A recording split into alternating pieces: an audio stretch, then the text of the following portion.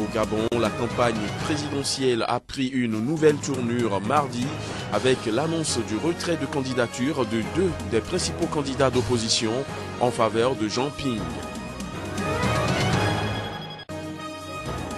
En Guinée, un jeune homme a été tué et une dizaine d'autres blessés mardi à Conakry après une manifestation de centaines de milliers de partisans de l'opposition guinéenne. Et puis en Libye, les forces du gouvernement d'union nationale ont annoncé avoir repris l'un des derniers secteurs tenus par les djihadistes du groupe État islamique dans la ville côtière de Sirte. Un nouveau rendez-vous de l'information sur Sika. Bonjour à tous. Au Gabon, Casimir Oyemba de l'Union nationale et Guy Nzouba Ndama du PDG Courant Héritage et Modernité ont décidé de rallier Jean Ping pour une candidature unique dans le cadre de la présidentielle. La déclaration a été faite hier après-midi en présence de quelques 2000 militants des trois camps. Jean Ping, le porte-étendard de cette coalition contre Ali Bongo Ondimba, le sortant, a dit sa détermination à porter sur lui les espoirs de ses compatriotes. Voici les images. Sans surprise, parce que plus crédible selon l'opinion générale dans l'opposition gabonaise, Jean Ping a été désigné porte-étendard d'une coalition composée de 3 candidats. Parmi les arguments officieux qui ont joué en sa faveur, le carnet d'adresses, la maîtrise du terrain pour avoir fait le tour du pays et son tiroir caisse bien garni, entre autres. Ses supporters les plus irréductibles estiment qu'il ne va pas à une simple élection, mais à une guerre dont il est le chef de guerre en chef. C'est un chef de guerre. C'est moins un candidat au poste de président de la République. C'est davantage un chef de guerre. C'est davantage un chef pour la résistance. Casimir Oyemba et Guy Nzouba Ndama, désormais colistiers de Jean Ping, les deux estiment que la lutte est âpre et l'heure grave. La raison a prévalu et doit gagner les autres candidats non invités à la table des négociations, mais bienvenus dans la coalition pour le changement souhaité. Ici, on parle même du printemps gabonais, une notion qui fait frémir quand on sait ce qui s'est passé au nord du continent. C'est une prise du pouvoir ensemble. Nous devons nous battre pour libérer notre pays. Nous avons fait un saut en avant dans l'espérance d'un Gabon pour tous. Longtemps souhaité par une grande partie de leurs militants, cette entente conforte pourtant l'idée d'une candidature unique. Mais ce ne semble pas encore le cas puisque quelques-uns parmi les 10 autres candidats se réclamant de l'opposition ne se sont pas encore prononcés sur cette alliance entre les 3 dinosaures. En Guinée, un jeune homme a été tué et une dizaine d'autres personnes blessées hier mardi à Conakry après une manifestation de centaines de milliers de partisans de l'opposition guinéenne. Le rassemblement s'était déroulé sans incident notable, mais il faut dire que c'est sur le chemin de retour que les violences ont éclaté. Selon des témoignages, la victime Tierno Amidou Diallo, âgé de 21 ans, a reçu une balle en pleine poitrine tirée par un agent des forces de l'ordre alors qu'il était assis sur le balcon de son appartement à Bambeto. En Zambie, le président Edgar Lungu a célébré sa réélection avec ses partisans après un scrutin serré et contesté par son principal opposant. Il faut dire que quelques 150 personnes ont été déjà arrêtées dans le sud du pays après avoir manifesté contre cette victoire. Mais du côté du président et de ses partisans, l'heure est plutôt à la sérénité. En allant au tribunal, ils ne peuvent pas aller à l'encontre de la volonté du peuple. Je suis certain que les Zambiens sont magnanimes. Ils attendront la fin du processus judiciaire avant d'introniser leur président.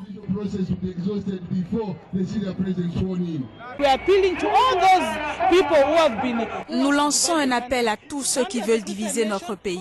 La Zambie en tant que nation chrétienne le refuse. Nous sommes une Zambie, une nation.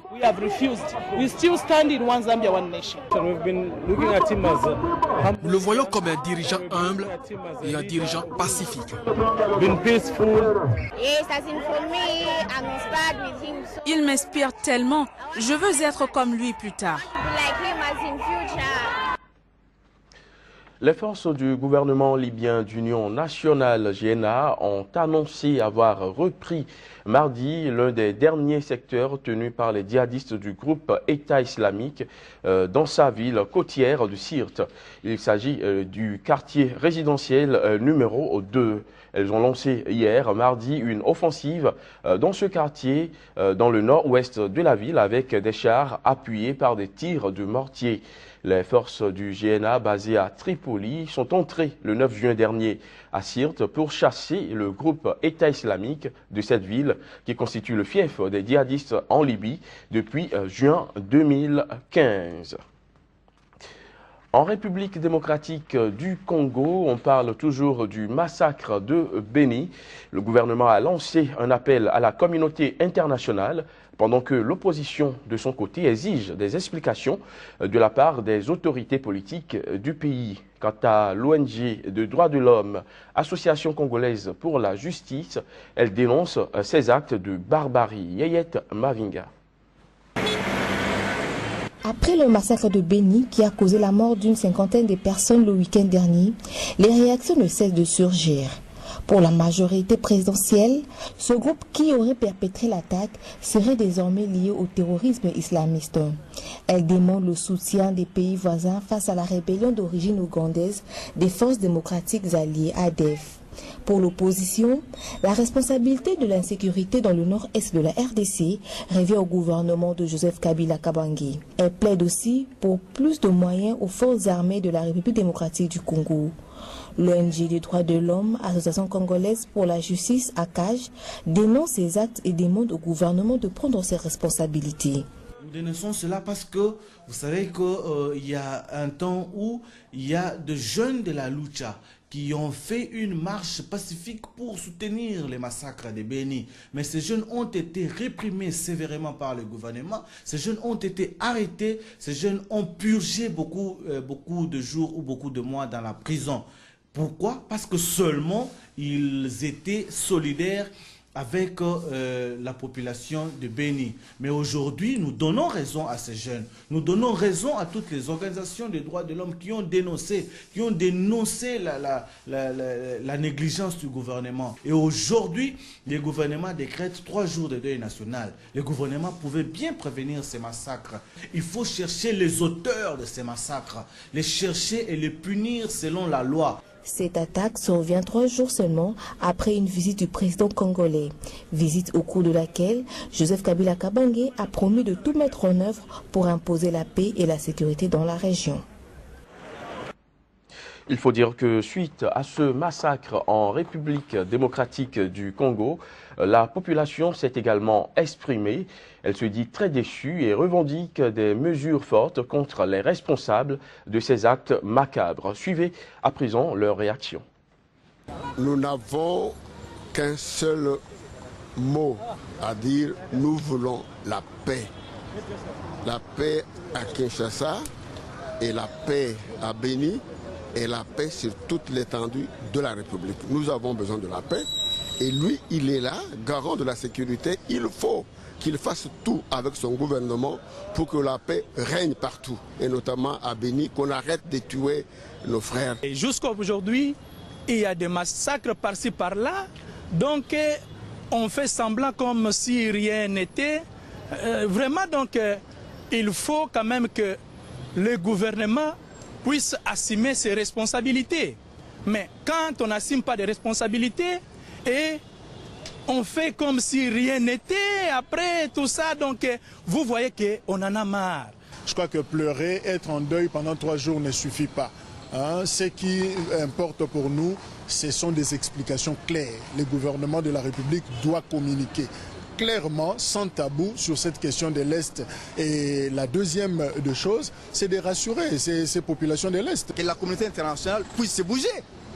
Parce qu'en fait, là, il s'agit de vies humaines. Si ces massacres étaient perpétrés ailleurs, dans un autre pays, je crois qu'on aurait pu faire large écho et il y aurait des réactions. Mais là, s'agissant du Congo-Kinshasa, apparemment, on trouve que ça peut passer comme ça, là, et on consent, quoi. L'instant en revue de presse dans cette édition, c'est juste après ceci. Kodovia Métom, bonjour. Bonjour à vous Emmanuel Crépi, bonjour à nos amis téléspectateurs. Alors nous démarrons la revue de ce jour par la Guinée où l'opposition est descendue une fois encore dans les rues. Cette manifestation pour exprimer son exaspération a carrément tourné à des heurts. Tout à fait, Emmanuel Crépi, c'est bien sûr sur la route du retour que nous avons connu ces heurts qui ont malheureusement fait une victime. Mais avec Guinée News, vous avez des quartiers comme Mankarena et Papakoli qui font leur baptême de feu dans l'opposition. Guinée Vision, Selou Dalen Diallo se félicite de la grandiose mobilisation et tire à boulet rouge sur Alpha Condé. Média Guinée. Manifestation de l'opposition, eh bien le gouvernement dresse un premier bilan. Ce bilan fait 1 mort, 12 blessés et 6 personnes arrêtées. Puis Guinée 7, un policier accusé d'avoir tué un manifestant arrêté à Conakry est remis donc à la justice. C'est bien sûr une déclaration officielle faite par le ministre de la Sécurité. Pendant ce temps, au Gabon, c'est Jean Ping, le principal opposant, candidat à l'élection présidentielle, qui reçoit des soutiens. L'opposition a uni ses forces autour de l'homme pour pouvoir battre le sortant Ali Bongo. Tout à fait. Avec Gabon Review, vous avez donc cette actualité présidentielle en 2016 au Gabon. Jean Ping, candidat unique de l'opposition. Africain Info, Gabon, Ping, Nzumba Ndama et Oyemba, unis contre Ali Bongo pour la présidentielle gabonaise de 2016. Mais Gabon Actu est allé donc fouiller un peu autour de cette histoire et note que l'accord entre Ping, Oyemba et Nzumba a été négocié durant 3 jours chez Miboto. Gabon Libre, cette fois, fait constater déjà que Jean Ping a été célébré à Nkembo comme un merci. Au Bénin, c'est plutôt la crise que traverse l'université d'Abomey-Calavi qui est encore très loin de connaître son épilogue. En effet, les compositions prévues pour hier mardi ont été perturbées. Et Bénin Web TV déjà annonçait l'information. La crise à la flash jette le doute sur la tenue des compositions à la FAST. Effectivement, les compositions ont été perturbées et la Nouvelle Tribune informe que des excréments ont été déversés dans les amphis pour bloquer les examens. Cela a inspiré 24 heures au Bénin qui dit ici que les excréments humains constituent désormais une arme fatale des étudiants grévistes à l'université d'Abomey-Calavi. Mais Adinakou nous informe qu'il y a eu échauffourée entre forces de l'ordre et étudiants puisque les policiers et les gendarmes sont appelés à la rescousse pour ramener le calme à l'université. Drôle d'arme fatale tout de même. Merci Kodovi Ametom d'avoir feuilleté pour nous ces tabloïds sur le continent africain. On vous retrouve certainement demain pour d'autres informations. C'est bien cela. Mesdames, Messieurs, ce sera tout pour cette édition. Merci de l'avoir suivi.